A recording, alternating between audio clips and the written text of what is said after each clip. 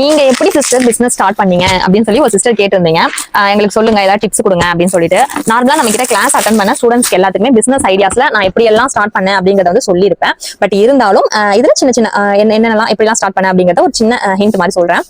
Starting நான் இந்த account open பண்ணுவோம் 0 ஃபாலோவர்ஸ்ல நம்ம எல்லாருமே ஓப்பன் பண்ணுவோம் இல்லையா? சோ அப்போ ஒரு ஃபாலோவர்ஸ் நான் இப்ப சொல்றது எல்லாமே நீங்க கண்டிப்பா ஃபீல் பண்ணிருப்பீங்க. சேமா இப்ப நம்ம நார்மலா பிசினஸ் ஸ்டார்ட் பண்ற எல்லாருமே, நியூ பிசினஸ் பண்ற எல்லாருமே இதை ஃபீல் பண்ணிருப்போம். நார்மலா ஒரு ஃபாலோவர்ஸ் ஒரு ஃபாலோவர்ஸ்க்கு நம்ம நோட்டிஃபிகேஷன் வரும் பாத்தீங்களா? அப்ப போய் செக் பண்ணுவேன் யார் ஃபாலோ பண்ணிருக்கா, யார் ஃபாலோ பண்ணிருக்கான்னு. தென் ஒரு வீடியோ நம்ம போஸ்ட் பண்ண உடனேவும் ஏதோ ஒரு நோட்டிஃபிகேஷன் வருது, கால் வருது அப்படின்னா, ஐயோ ஆர்டர் வருதா, நியூ நம்பர்ல இருந்து கால் வந்தா, ஐயோ ஆர்டர் பண்றாங்களா அப்படிங்கிற மாதிரி இருக்கும். சின்ன ஒரு நோட்டிஃபிகேஷன் சவுண்ட் வந்தா கூட வாட்ஸ்அப்ல ஆர்டர் வந்திருக்கா அப்படின்னு ஆர்வமா செக் பண்ணிட்டே இருப்பேன். கண்டிப்பா இதை நீங்க ஃபீல் பண்ணிருப்பீங்க. ஏன்னா அதை நியூவா பிசினஸ் ஸ்டார்ட் பண்றவங்களுக்கு தான் அந்த ஃபீல் எல்லாம் தெரியும். சோ அந்த மாதிரி நான் செக் பண்ணிக்கிட்டே இருப்பேன். அது திடீர்னு பார்த்தா என்னோட ஹஸ்பண்ட் கால் பண்ணிருப்பாரு, திடீர்னு பார்த்தா எங்க வீட்டுல இருந்து கால் பண்ணுவாங்க, மெசேஜ் வரும். அப்ப போய் அந்த மாதிரி ஏமாந்துருக்கேன். என்னடா இது, எனக்கு 2 வீடியோ போட்டுமே ஒரு ஆர்டர் கூட வரலையே அப்பதான் தோணிட்டு இருந்திருக்கு. அப்ப என்ன ஆயிடுச்சு, நடுவில் கொஞ்ச நாள் எனக்கு ஹோப் போயிடுச்சு. ஓகே, இதுல என்னதான் வீடியோ போட்டாலும் டெவலப் ஆகிற மாதிரி தெரியல, நமக்கு ஆர்டர்ஸும் வர மாதிரி தெரியல, எதுக்கு இதுக்கு வேலை விட்டுட்டு உட்காந்து நம்ம எடிட் பண்ணி போஸ்ட் பண்ணணும் அப்படின்னு சொல்லி விட்டுட்டேன். அதுக்கடுத்து பாத்தீங்கன்னா எங்க அம்மா ஒரு ஷாப் ஸ்டார்ட் பண்ணாங்க. அது வந்துட்டு என்னோட ஓல்டு வீடியோஸ் எல்லாம் போய் பாத்தீங்கன்னா தெரியும். இதுதான் டெக்ஸ்டைல்ஸ் தான், லேடிஸ் வியர்ஸ் தான் இருக்கும் ஃபுல்லா. சோ அதுக்காக சரி ஓகே நம்ம எதுவுமே போடல, சரி அதாவது வீடியோ எடுத்து போடலாம், வரட்டும் அப்படின்னு சொல்லி தான் அந்த வீடியோஸ் எல்லாம் எடுத்து போட ஆரம்பிச்சு. அந்த ட்ரெஸ்ஸஸ் கலெக்ஷன்ஸ் எல்லாம் என்ன பேசிக்ல இருந்து ஃபாலோ பண்ணிருக்கேன், உங்களுக்கு தெரியும். பேசிக்ல இருந்து என்ன யாரெல்லாம் ஃபாலோ பண்றீங்களோ அவங்க கமெண்ட்ல ஒரு ஹாய் மெசேஜ் பண்ணுங்க. எவ்வளவு பேர் இன்னும் என் கூட கனெக்ட்ல இருக்கீங்க அப்படிங்கறத பார்க்கலாம்.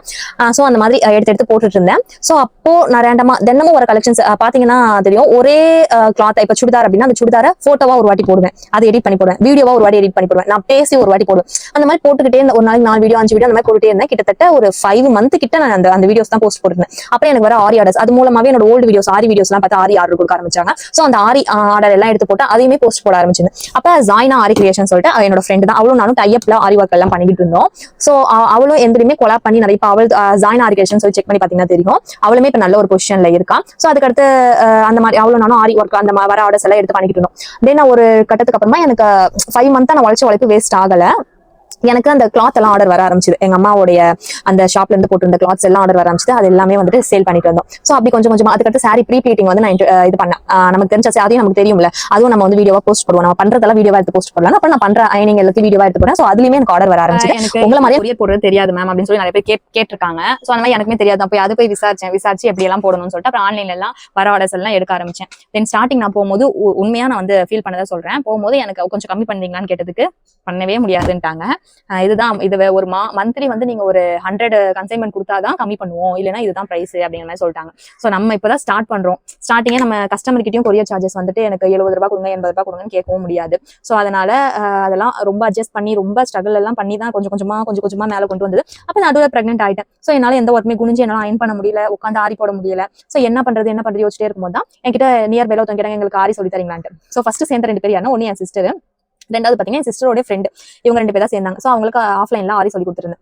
அதுக்கடுத்து சரி ஓகே இதையே நம்ம ஆன்லைன்ல சொல்லி கொடுக்கூடாது, அவங்களுக்கு நல்லா சொல்லி கொடுத்தேன்னு சொல்லி அவங்க பிளவுஸ் எல்லாம் கம்ப்ளீட் பண்ண ஆரம்பிச்சிட்டாங்க. சோ ஓகே அப்ப அந்த அளவுக்கு நமக்கு சொல்லி கொடுக்குற நாலேஜ் இருக்கும், நம்ம ஆன்லைன்ல நிறைய பேர் சொல்லி கொடுக்கலாமே அப்படின்னு சொல்லி ஆரம்பிச்சதான் ஆன்லைன்ல சொல்லி கொடுக்க ஆரம்பிச்சேன். ஸ்டார்டிங் ஃபர்ஸ்ட் பேட்ச்ல இருக்க ஸ்டூடெண்ட்ஸ் பாப்பீங்கன்னு நினைக்கிறேன். அப்ப அவங்களுக்கு நல்லாவே அவங்க நல்ல ஃபீட்பேக் கொடுத்தாங்க. கத்து முடிச்சதுக்கு அப்புறமா next sari pre pleating introduce பண்ண அவங்களுமே நல்ல ஃபீட்பேக் கொடுத்தாங்க. சோ அதை அப்படியே கண்டினியூ பண்ணி கொண்டு வந்ததுதான். சோ அதுல வர ப்ராஃபிட்ஸ் அதெல்லாமே எடுத்து வச்சு சரி ஓகே மெட்டீரியல்ஸ்ல இன்வெஸ்ட்மெண்ட் பண்ணலாம், மெட்டீரியல்ஸ்ல இன்வெஸ்ட்மெண்ட் பண்ணேன். சோ மெட்டீரியல்ஸ்ல இருந்து வர இது வரைக்குமே நான் ப்ராஃபிட்டா தனியா எனக்கு எடுத்து வைக்கவே இல்லை. கிட்டத்தட்ட 2 இயர்ஸ் ஆகுது. திரும்ப ரீஇன்வெஸ்ட்மெண்ட் மாதிரி தான். அதுல இருந்து வரத இன்னொரு மெட்டீரியல்ஸ், அதுல இருந்து வர ப்ராஃபிட் இன்னொரு மெட்டீரியல்ஸ் ரீஇன்வெஸ்ட்மெண்டா பண்ணி தான் கொண்டு வந்தேன். இதுல எனக்கு பாத்தீங்கன்னா மார்க்கெட்டிங் டீம் கிடையாது, எந்த ஒரு ப்ரொமோஷன்ஸ்மே கிடையாது. ப்ரொமோஷன்ஸ் நான் ஆல்ரெடி ஒரு வீடியோ ஷேர் பண்ணிருப்பேன், ஒருத்தவங்க கிட்ட கொடுத்தேன். சோ அதுல எனக்கு எந்த விதமான யூஸ்மே இல்லைங்கிறது புரிஞ்சுது. சோ அதோட ப்ரொமோஷன்ஸை ஸ்டாப் பண்ணிட்டேன். ப்ரொமோஷன்ஸ்ங்கிறது இப்பவும் சொல்றேன், ப்ரொமோஷன்ங்கிறது சுத்த வேஸ்ட். சோ அதனால தான் என்கிட்ட வர ஸ்டூடெண்ட்ஸ் நிறைய பேர் ப்ரொமோஷன் பண்ணி தரீங்களா அப்படின்னு சொல்லி கேட்பாங்க. ப்ரொமோஷன்ஸ் நான் பண்ணி தரல, வேணா ப்ராடக்ட்ஸ் அனுப்புங்க, எனக்கு கேஷ் எல்லாம் எதுவுமே வேண்டாம், வேணும்னா நான் அது எப்படி இருக்குன்னு ரிவ்யூ கொடுக்குறேன், பட் ப்ரொமோஷன்ஸ் நான் பண்ண மாட்டேன். ஏன்னா என்னோட இதுல இருந்து உங்களுக்கு ஆர்டர்ஸ் கன்ஃபார்ம் வரும்னு சொல்ல முடியாது. நீங்க ஒரு அமௌண்ட் பே பண்ணிட்டு அதை ஏமாறக்கூடாது அப்படிங்கிறத நான் வந்து தெளிவா இருப்பேன். கிட்டத்தட்ட அவங்களுக்கு 10 lakh ஆல்ரெடி அதை பத்தி ஒரு வீடியோ போட்டுருப்பேன், செக் பண்ணி பாருங்க தெரியும். சோ அதை பத்தி வளவலன்னு பேச வேண்டாம். இந்த மாதிரி கொஞ்சம் கொஞ்சமா இம்ப்ரூவ்மெண்ட் பண்ணதுதான் இந்த சுபா வீடியோ ஆர்டிஸ்ட்ரி. இது வந்து இந்த ஒரு சிஸ்டர் கிடையாது, நிறைய பேர் கேட்டிருந்தாங்க. சோ அதனால தான் ஒரு ஷார்ட் வீடியோவா போடலாம், ஷார்ட்டா லென்த்தா தெரியல வளவலன்னு பேசுறேன்ட்டு. இது நிறைய பேருக்கு யூஸ் ஆகும், எப்படி எல்லாம் கொண்டு போலாங்கிறது. இன்னும் உங்களுக்கு டீடைலா இருந்தா கிளாஸ்ல தான் நம்ம பிசினஸ் ஐடியாஸ்ங்கிறதுல டீடைலா சொல்லியிருப்பேன். அதை பார்த்து உங்களுக்கு தெரியும் எப்படி எல்லாம் நீங்க பிசினஸா கொண்டு போகணும்ட்டு.